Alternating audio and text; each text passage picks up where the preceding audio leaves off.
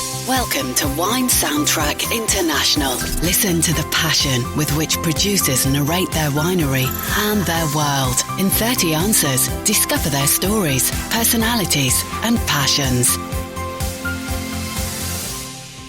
Hello, friends and listeners of Wine Soundtrack. This is Alison Levine, and today I'm with Armando Castagnedi from Tenuta Sant'Antonio, from Verona, Valpolicella to be specific, in northern Italy. Armando, welcome, and tell us about Tenuta Sant'Antonio. See, thank you very much for this opportunity. I'm one of the brothers of Tenuta Sant'Antonio. We are 4 brothers. And our history, it is recently. We have only 25 years, first generation producer wine. We are in Valpolicella, then Valpolicella and Soave. Today we have about 100 hectares, and we are in a particular place in the top of the hill, about 300 meters above sea level. This here is called Monti Garbi, and it is the name, it is a particular name. Remember the soil, the characteristic of the soil. Monti, it means mountain. Mm-hmm. Garbi, it means sour, arid, poor. Then it is the first characteristic in this place for produce high quality wine. So, you said that you're in Valpolicella and Soave, and just for our listeners, just to clarify, Soave is a white wine region. What are the grapes of Soave? Soave, it is made with Garganega grapes and a little Trebbiano di Soave. It's a local Trebbiano, and a small quantity of Chardonnay. Recently, it is the consortium introduced the possibility to use 5-10% maximum. And the soil in this case, it is a volcanic. Then our winery. It is in the east area where finish Valpolicella area and start Soave area. We have 2 different locations. It is 20 kilometers. No, mm-hmm. This is not so far, but 2 soil completely different. One is a volcanic, Soave, white wine, and one is a limestone, calcar, Valpolicella and Amarone. And Valpolicella and Amarone, just to also remind our listeners, what are the grapes of Valpolicella? Yes, Valpolicella is the area, mm-hmm. But the wine is made with a blend. It's different than the other place like Tuscany or Piedmont, where maybe Sangiovese, no? Frieti, mm-hmm. Chianti or Brunello. In our case, minimum it is 3 grapes mandatory, Corvina, Corvinone and the Rondinella. Then we can use another small quantity, the other variety, improving some characteristic like color, tannin. In our case, we use Coratina 5% and Oseletta. It's 2 local historic quality grapes. In the past, not used too much because they produce a low quantity of grapes, but improving the color and the tannin. So really nice. Yeah. So low yields, but good results. So you said that you have about 100 hectares. And are you producing only from estate fruit? Do you purchase any grapes as well? Yes. It's clear. When we started 25 years ago, we sold many wine by the tanks, and every year we create a new market. No, today we sell all the wine of we produce all we use all the grapes for produce our wine, and we sell all the wine. Yes. Yes. So, what is your total case or bottle production? The production is about 500,000 of bottle. Mm-hmm. Then yes, 70% red wine and 30% white wine. And your wines are available in Italy and the United States. Are they available in any other markets? Yes, we started always in the foreign market, and today 80% of our production is in 45 different countries. Wow. Yes. Italy is the first market, but US, probably is a second market together Germany, but we have many other countries, small quantity, but always available everywhere. Exactly. So you were telling me earlier when we started talking that you grew up growing grapes, you and your brothers working with your father, and you sold the grapes to the consortium. You were living in Soave. So this is a world you grew up in, but what's your first memory related to wine? What do you first remember? But I remember when I spoke with my father, and I communicate him, I would like to start to produce wine. And I think he was not so happy because it's clear his life, he was in the wine cooperative. Then, but we were so enthusiastic with the new this experience, and probably he understand our situation. And remember, he told me, okay, if you want to produce a wine, you start with your vineyards, but my vineyards stay in the wine cooperative. When you are sure, after many years, I don't know, when you are sure to produce a wine, okay, we can discuss together. In fact, we started in 1995. Until 2000, and in 2000 he told me, okay, I understand you are convinced this is your life, then I can send you by rent my vineyards. That's a great memory, but it's the beginning of your business. But you were drinking wine as a child, yes? I mean, it was part of life every day when you were little? Honestly, in Italy, we had a culture to drink wine many times. It was automatically to taste the wine, not to drink, not too much, but when you have the wine or the possibility to drink always without a limit, there isn't necessary to drink wine. Sometimes yes, sometimes no. It is a different approachable because today maybe some people don't drink it during the week, then during the weekend drink a lot. Yeah. Then it's a two different approachable. I like your approach every day. Instead of water, drink wine. Yeah. So you said that you and your brothers had a passion to make wine. This was something that you wanted to do. Your father didn't want you to do. Was there a particular one wine you tasted that opened your eyes that you said, wow, wine is amazing? Not the wine you drink every day on the table, but was there one special bottle or one memory you have of a very special wine? Of a wine? Yours, or maybe you drink someone else's and then... Yeah. But it's clear, when we started to produce wine, without an experience, without an history, you don't have an idea really clear what you wanted to do, And it was important to test many wine. And honestly, we needed about 10 years, I think, to understand what we can to do. And our research to create a particular style of Amarone or to improve some characteristic of the Amarone has been one of the process really interesting and creative, excited in our process. Then today we are quite satisfied. We have the idea really clear than the past. And recently we are also enthusiastic because we rediscover also the younger Valpolicella,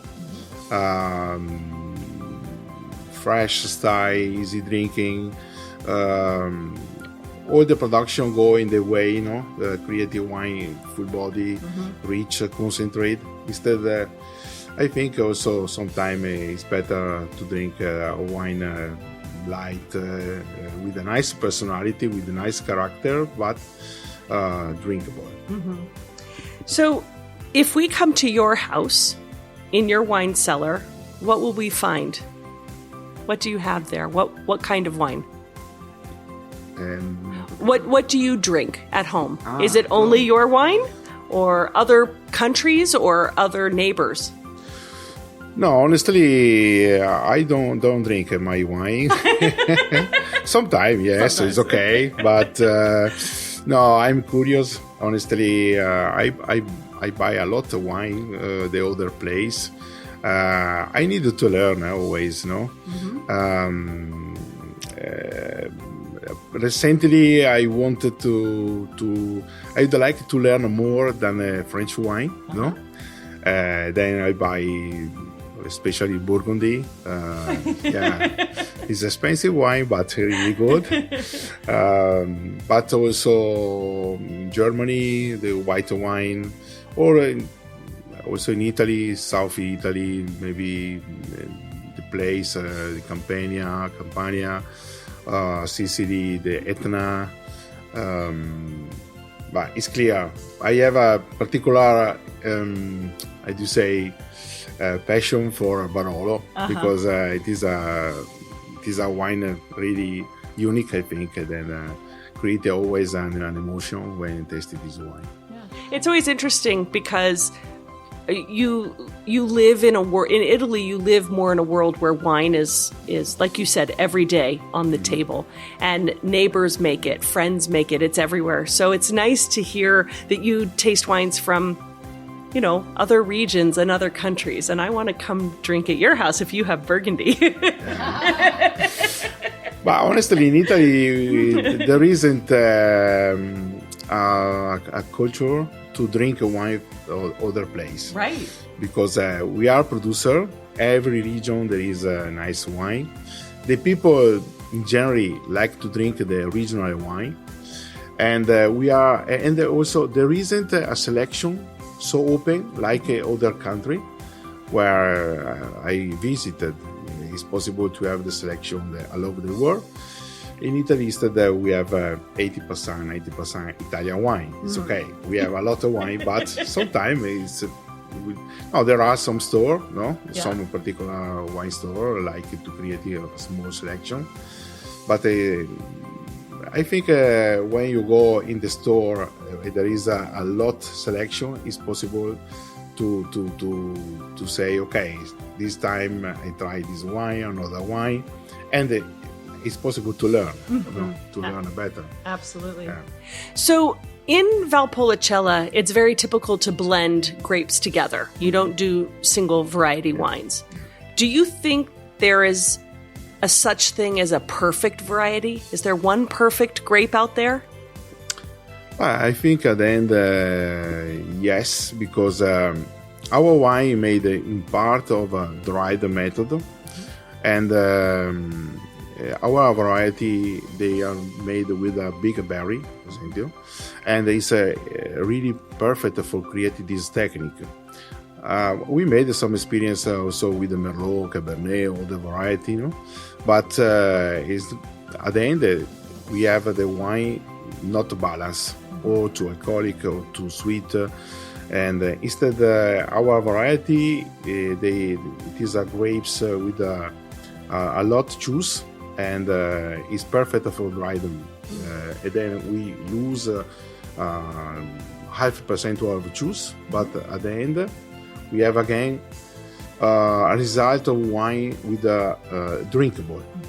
It's concentrate, but always drinkable. Then yes, I think every area is made with a particular variety because there is a different expression. Right.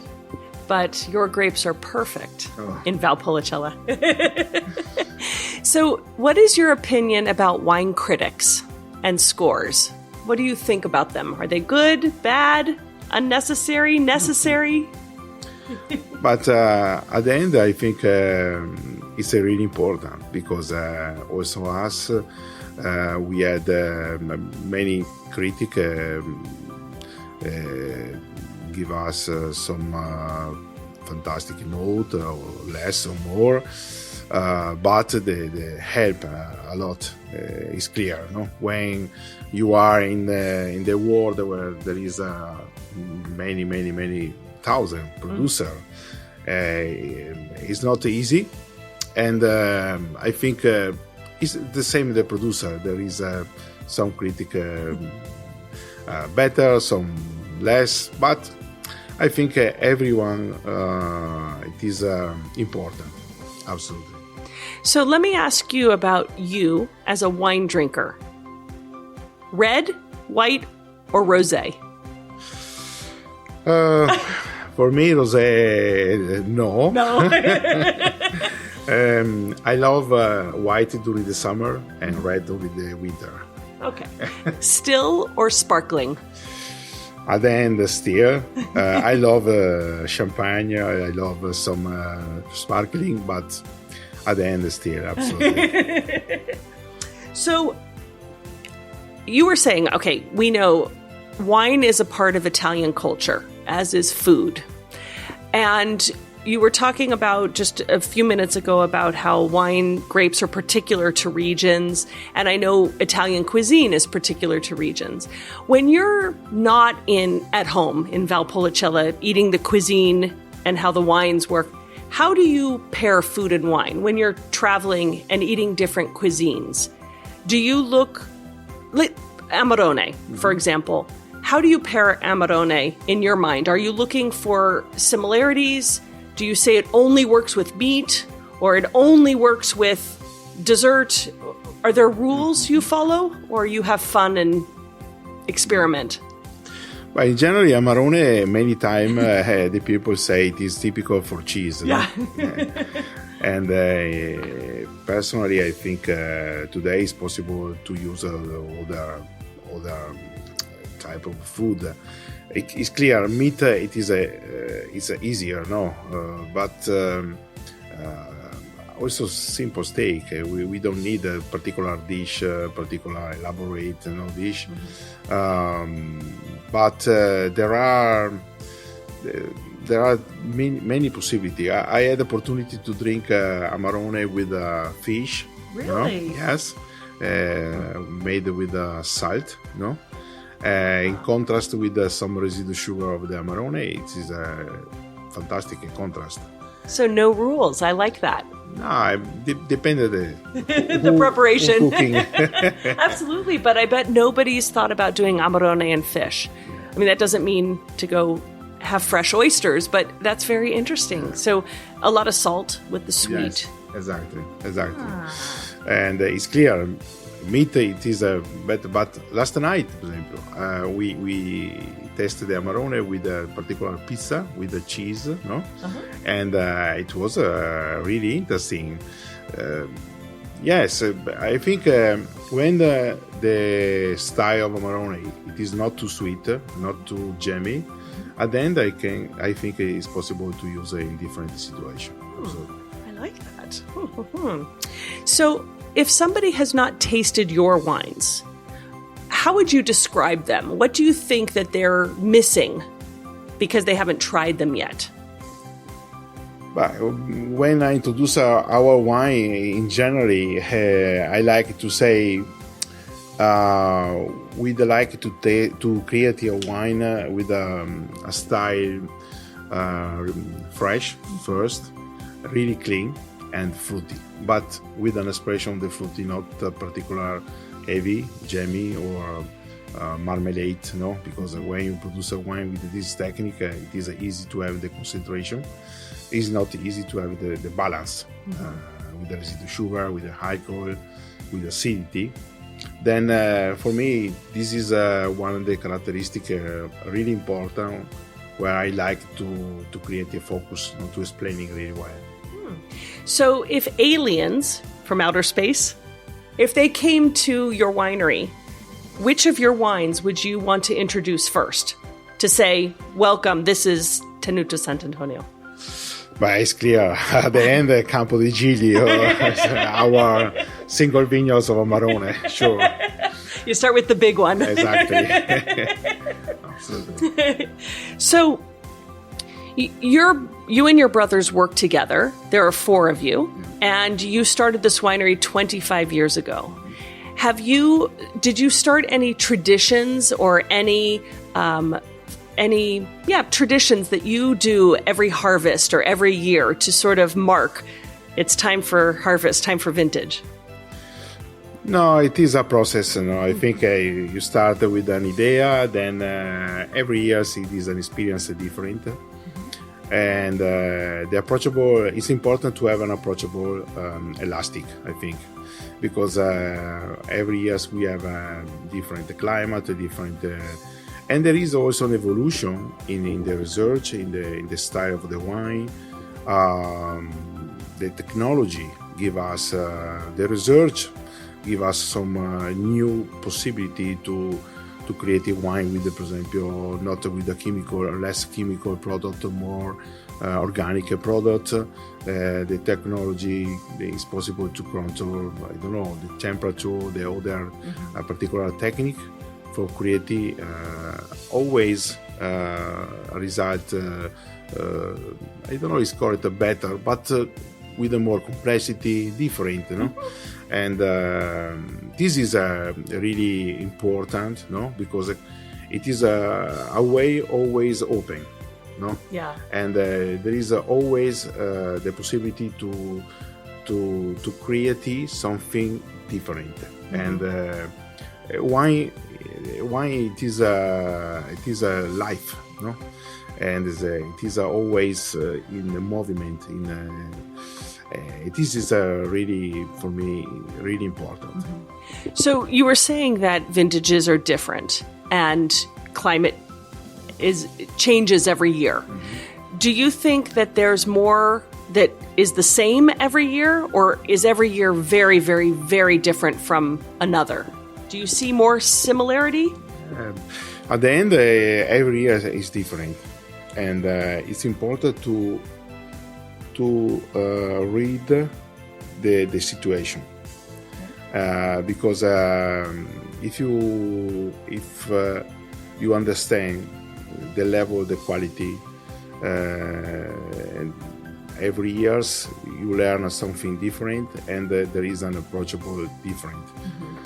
I remember we had 1 year here during the summer, at the end of the August, I remember, 2 weeks before the harvest, and we said, we can start the harvest, but the grapes are not ready, and there is some problem here. Then I remember we waited 3 or 4 weeks, and at the end we had the nice climate, and we selected again a nice quantity of grapes. 2 years ago we had another situation similar. We said, okay, but 10 years ago we had the same problem, and we were lucky. Why not to repeat? Okay. And we risk, okay, but this year is another story. We had rain, we had climate different, and it's not automatically. And this is one the characteristic of our work. So. And you and your brothers all work together, right? You each have your jobs, but do you all work harvest together? Do you all work? Yes, the harvest, it is one of the moments where we'd like to stay together, because it's a really important moment. And honestly, my work, it is travel a lot. And but I hope in September to stay at home, because it is the topic moment, Our harvest is different than the harvest the normally area, because we need to select the grapes for produce Amarone, and we need to put this selection in the warehouse, and it's not finished. We need another 3 months. Right, because they're drying on mats. And this is the the bigger problem in our case. And our presence is clear, it is important, because to have an important result. Yeah, absolutely. So when you and your brothers are all together, Do you do a big dinner or a big toast to say? No, in January we have a lot of people because all the grapes are it is harvested by hand, and we created 3 different groups. One work in the vineyards, in the cellar, sorry, and the other 3 we go in the vineyards with a different group, a different place. Exactly. You must celebrate at one point together. So when you're not working harvest and you're not traveling around the world promoting your wine, what do you like to do for fun? What do you enjoy? But honestly, I travel a lot. Then when I'm at home, I love to stay relaxed. I'm going to go to walk in the mountain, our mountain. Sometimes bicycle, but not too much. And you're Italian, so I have to ask, who's your team? But it's clear I'm from Verona, but my heart it is for Milan. Wow, you love Barolo and you're for Milan. Yeah, it's true. Because I'm a fan of Ancelotti. It's the coach today. It is in the UK, but it was I was a fan from Ancelotti in Roma and in Milan, and the coach in Milan for 8 years. Excuse my ignorance, AC Milan or Inter Milan? AC Milan. Okay. Absolutely. Just have to check. Correct. So when you think back of all the wonderful things people have taught you, advice or actions and things like that, what do you carry with you that helps you live every day, that you say, this is what I want to do, this is what I live by? Personally, I think we dedicated so high time for this work, this life, and I hope to transmit the same passion, the same enthusiasm at the new generation. My son, my daughter, my nephew. We have the new generation in the next few years probably start in the winery. Then yes, I hope they enter with the same enthusiasm we had when we started 25 years ago. And that enthusiasm was something your father always had in his work. Absolutely. But it's not automatically, because in our case we born, I say, in the vineyards. We worked together in the vineyards. The new generation study, okay, and the approachable is a little different, but it's possible to transmit the same passion, the same enthusiasm. Yeah, absolutely. So what would you say is one of your proudest achievements in your work so far? But honestly, the result we have today. 25 years ago, I think it was our project was smaller. The expectative it was really low, and today we have I think the result really unexpected. Unexpected. Sorry. Yeah. And I'm really satisfied. No. Yeah. And I think this is the point really important for me. Yeah. Especially. Yeah. That's wonderful. So I want you to complete a sentence for me. I'll say it in English and Italian for you.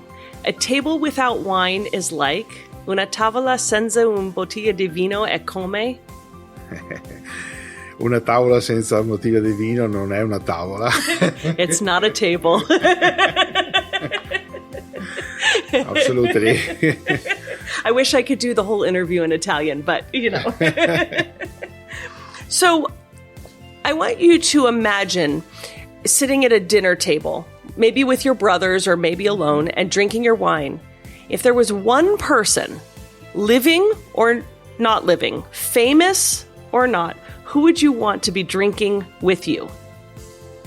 But I'd like to think with our wine, like a Marone, un cantante really important in Italy. It is Andrea Bocelli. He's explaining when he explaining the powerful, no, when and at the same time elegance. It is two characteristics in the wine of Amarone, and when I listen his music, it's same situation. Well, keep that thought because we're going to play a little game with music in just a minute. So, if you were going to an island all by yourself, what 3 wines would you take with you from anywhere in the world? What 3 wines? Not Italian. Oh, as you wish. But it's clear. I love the white wine Burgundy. Absolutely. It's, and at the same time also, I think Barolo is okay. it's really, really important for me. And recently we had... I love some particular mineral red wine like Etna Rosso. It's really, really nice for me. Oh, I like that. Okay, so now we're almost finished, and you've done a great job because I know English is not your first language, and you're doing fantastico. But we play a game where we pair wine and music, like... because when we drink wine, as you were just saying, that Andrea Bocelli is both elegant and powerful, like the wine. So now I want to talk about your wine, and you tell me what music, a singer, a genre of music, a particular song, as you wish, that you think of. So if we start with the Valpolicella Nanfre, I know that's a very fresh and light wine. Very fruity and enjoyable. What kind of music would you listen to? This wine, I love disco music. I like that. Disco music because it is excited, you know, and the creative an atmosphere really positive. Disco. Okay. Okay, the Valpolicella Ripasso, and now I know we were talking, Ripasso, just to clarify with people, is a wine that you make the Valpolicella and then you take the skins of the pressed Amarone and put it in, repassing, to give a more intense red wine. Still not crazy in alcohol, about 14% alcohol. What about that wine? But this is some classic music. Honestly, I'm not, as you say, an expert. But I love it is a music relax. You know? Yes, absolutely. And I love it is. Yes. And then what about Amarone? Not your big, not the Reserva, not the best one, the single vineyard, but you're just an Amarone. In some situation, I love jazz, and I think it could be interesting to drink Amarone with jazz or blues at the same time. It's curious. So then I know the answer to Amarone Campo di Gigli because that's got to be Andrea Bocelli, right? Yeah, absolutely. Absolutely. And what about the Amarone Reserva Lilium? In this case, I need some music, rock, no? Really hard, because this is the wine so heavy, so powerful, and the creative always an emotion particularly. Perfetto. Bravo. Armando, I want to thank you for joining us on Wine Soundtrack. And before we go, can you tell people if they want to come visit you, can they come visit you? Do you have a tasting room and everything available? Yes. I hope all the visitors, the people drink wine, to visit our winery. We are a really nice place. We have room testing. It's possible to visit the cellar, the vineyards, and I think it is a good experience. You need an appointment? Yes, it's better, but it's not necessary. Okay, so they can find you on your website, all your information? Yes. And the website is? The website, we have all the information for creating an appointment or to understand better why it's possible to visit the winery. So you want to go to Tenuta Sant'Antonio for any information about visiting. And I do have one more question for you. While our listeners might be planning a trip to Valpolicella, what is one wine region you want to go to? I think you said earlier you want to go to Burgundy. Is that the top of your list? Or is there somewhere else you want to go? Yes, honestly, Burgundy it is one the place because I went only one time, and I would like to visit with more time, yes. Slowly. Yeah. Yeah. Okay, so that was easy. You answered that earlier. So I hope that you make it back to Burgundy soon. It's not far from where you live, so it should be easy. And I hope that I and other people can come visit you because your wines are delicious and Valpolicella is wonderful. So thank you. Thank you very much. Grazie. Thanks for listening to a new episode of Wine Soundtrack International. For details and updates, visit our website, winesoundtrack.com.